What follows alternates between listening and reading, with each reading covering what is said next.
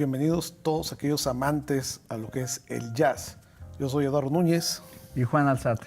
Hoy estaremos hablando de uno de los músicos más extraordinarios que cambió junto con Dizzy Gillespie el rumbo de la improvisación, de hacer otro tipo de jazz.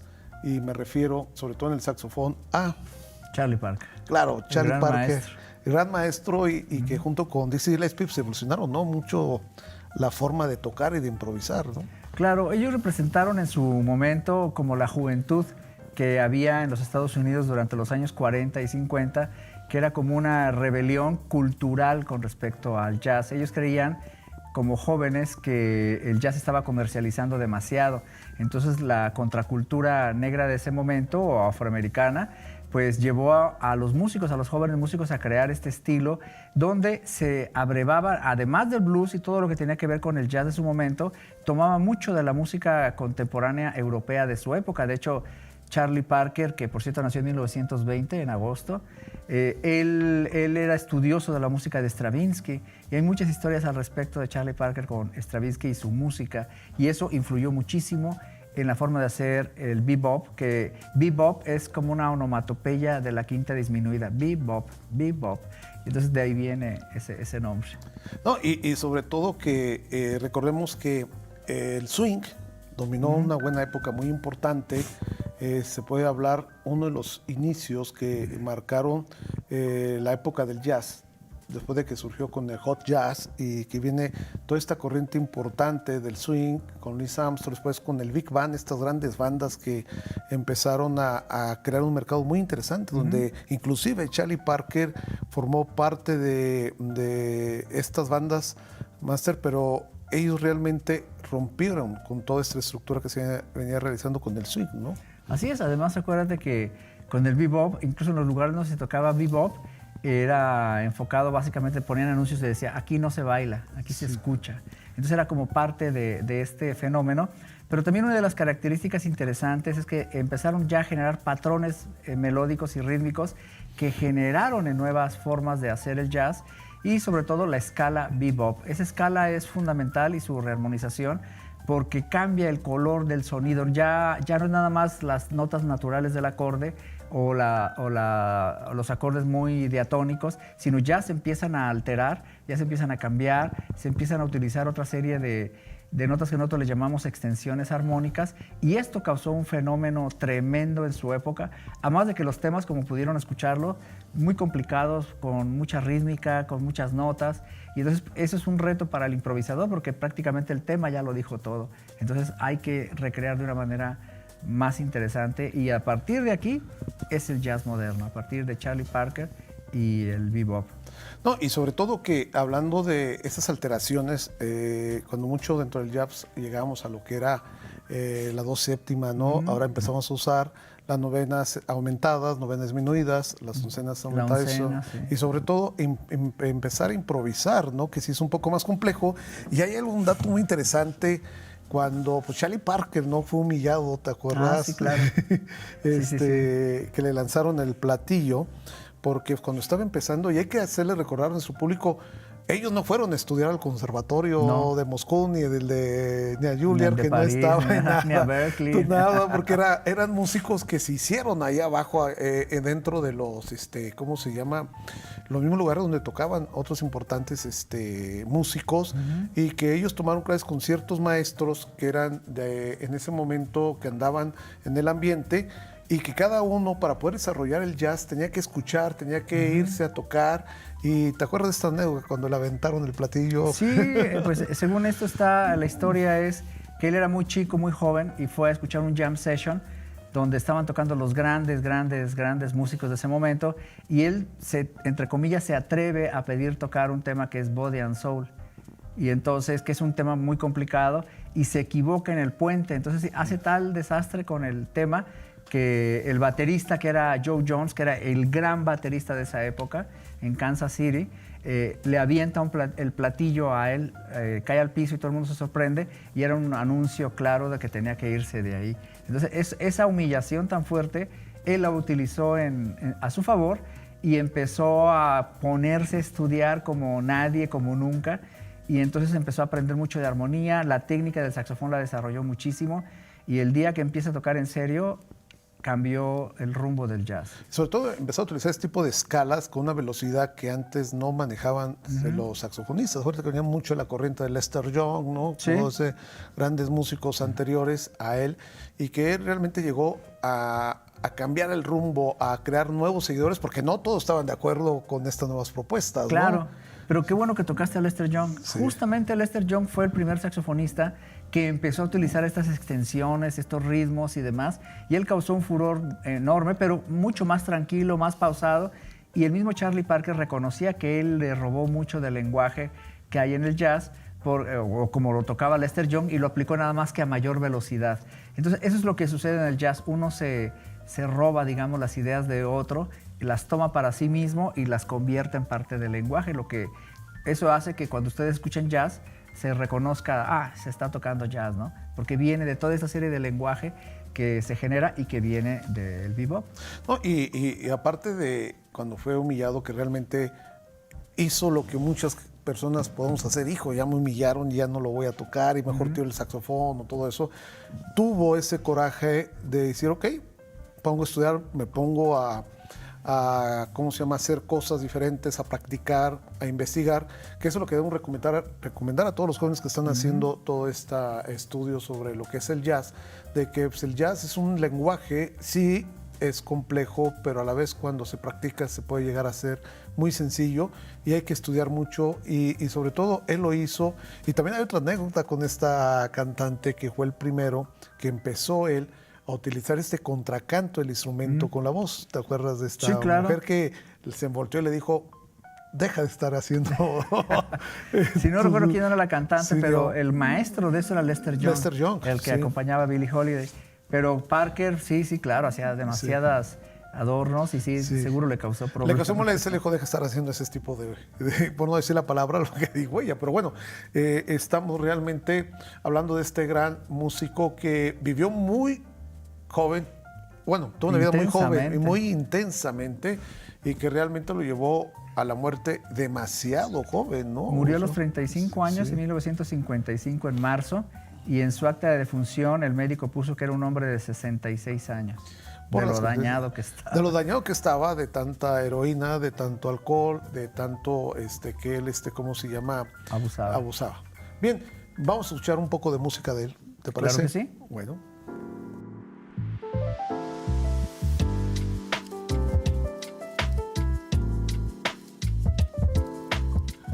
Bien, ahora vamos a escuchar, ahora que estamos hablando del gran Charlie Parker y esta gran evolución que tuvo con el bebop, junto con este gran trompetista Dizzy Gillespie, vamos a tocar un tema que marca mucho esta época, que se llama Ornithology, de Charlie Parker. Encontraremos algunas escalas de lo que es el bebop que estaremos realizando, y bueno, van a escuchar un poco la diferencia de cómo se empezaba a improvisar a partir de los años 40 y 50.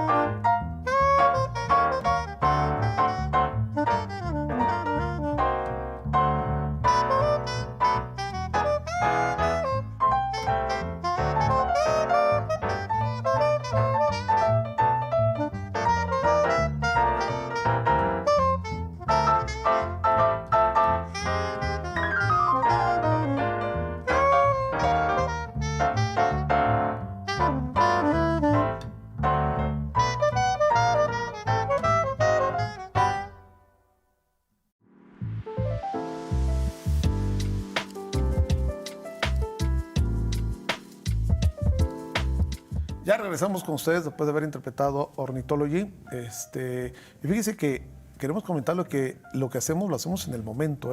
Son obras que estamos tocando para darles el ejemplo de que nos pusimos de acuerdo antes de empezar el programa. Oye, tocamos esto, improvisamos sobre el momento, que para darles un poco el ejemplo de que no nos sentamos a estudiar nada, fue llegar al momento de estar improvisando para darles esta dinámica de cómo tocar en el jazz, que a veces así, oye, acompáñame este tema y vamos a hacerlo y a la vez tocarlo, ¿no? Es parte del lenguaje y del aprendizaje del jazz. Entonces, esto conviene, en el caso nuestro, todo lo que han estado escuchando es, digamos, que son los temas que se tienen que conocer dentro del estilo jazzístico y en particular estudiar estos temas, porque ahí, contenido en el tema, está mucho del lenguaje del jazz. Y además, como decía en un principio, estos temas son tan complejos, melódica y rítmicamente, que implica mucho para el ejecutante, bueno, técnica y demás, pero también qué va a decir después de lo que Parker estableció en el tema. Entonces es parte de esta dinámica de tocar y, como decía el doctor, justamente nada más nos pusimos de acuerdo qué temas y a tocar. Sí, y en el momento estar improvisando, ¿no? Ver, oye, el estilo, ver cómo se utilizaba, e ir un poco en el lenguaje, a la parte de ir tocando, claro, un contracanto casi de lo que ya hicieron ellos. Pero fíjate que algo interesante, cómo ellos desarrollaron el jazz, cómo en ciertas partes, por ejemplo en California, no era muy aceptado ese momento, ese movimiento, ¿no? del bebop con ellos, y que realmente empezó él a batallar junto con Gillespie, pero hubo algo interesante. Charlie Parker no emigró, en Francia fue otra cosa en su momento que lo invitaron a tocar. ¿Sí me explicó? Allá era un fenómeno, más que en Estados Unidos, ¿no? A pesar que en Estados Unidos lo era, pero creo que lo alcanzaron a llevar a un nivel muy interesante, ¿no? Pues eso fue en el primer Festival de Jazz de París. Resulta que Charlie Parker se sorprendió de que allá no había racismo, que él así era considerado un dios cultural del fenómeno del jazz, y le dieron el lugar que él se merecía. Entonces, de hecho, ya había varios jazzistas viviendo allá y le decían, quédate, deberías quedarte acá y no sufrir todo el racismo y toda la serie de problemas raciales que tenían en los Estados Unidos, pero él siempre se rehusó a quedarse en Europa. Miles Davis sí se quedó un tiempo, Sidney Bechet toda su vida, Lester Young también, Dexter Gordon durante un tiempo estuvo viviendo en Europa también, porque ahí se les daba el verdadero trato de artistas que en Estados Unidos no les daba. Entonces era todo un fenómeno muy particular y Charlie Parker de alguna u otra manera lo sintió en su música. Y tan es así que él, cuando regresa de Francia, hace un disco muy importante que se llama Parker con cuerdas. Es maravilloso ese disco. No, y hay un tema impresionante que no tuvimos la oportunidad de tocarlo en esta ocasión. Un tema, Laura, ¿te acuerdas del tema Laura? Claro, orquestado de una manera muy, muy interesante, que realmente fue de este disco que sacó, pero aquí había algo muy curioso y yo creo que una persona muy importante que ayudó mucho a Parker en sus últimos años a como que a recomponer su vida, porque lamentablemente penosamente pues él tenía muchos problemas con la drogadicción y el alcoholismo. Fue su esposa, ¿no? Chan Parker, exactamente, que inclusive hay una película que se la recomendamos, que es la de Beer, donde realmente está bien hecha por Clint Eastwood, y gran actor y que también es jazzista porque toca jazz en el piano, y que ahí refleja la forma de cómo Charlie Parker se la pasaba más en hospitales, aquella vez que se quiso suicidar por la muerte de su hija, todo este gran apoyo que también tuvo de parte de su esposa, porque se le cerraron las puertas en muchos lugares. Así es, él murió en la casa de una baronesa alemana. Amiga de él. Nika, no recuerdo su apellido, muy complicado, y muchos jazzistas, ella apoyaba a muchos jazzistas, de hecho, Horace Silver le dedicó Nika's Dream, y después Panonica le dedicó Thelonious Monk, y él murió de risa. Eso es lo más irónico. Estaba en un programa, ¿no? Cómico. Programa cómico. Y ella fue la que le dijo al doctor, no, tiene 35 años, no 60 y tantos años. Entonces, Chan fue una de las mujeres más que ayudaron mucho a que Charlie Parker siguiera un buen rumbo, que lo estaba logrando, pero a raíz de la muerte de su hija también se descompuso mucho, no pudo, no soportó y lamentablemente ya muy dañado su organismo, se perdió una de las figuras y nace la leyenda, ¿no? Así es, en ese momento. Que hoy en día, de lo que hablamos es el programa pasado, donde John Coltrane es parte de este movimiento que cambia también la historia con otros sonidos y que va, obviamente, pues él reconoce a Charlie Parker claro. En ese sentido y que realmente, pues, muchos ven a partir de Charlie Parker el otro rumbo del jazz. Así es. Como el padre del saxofón, ¿no? Así es.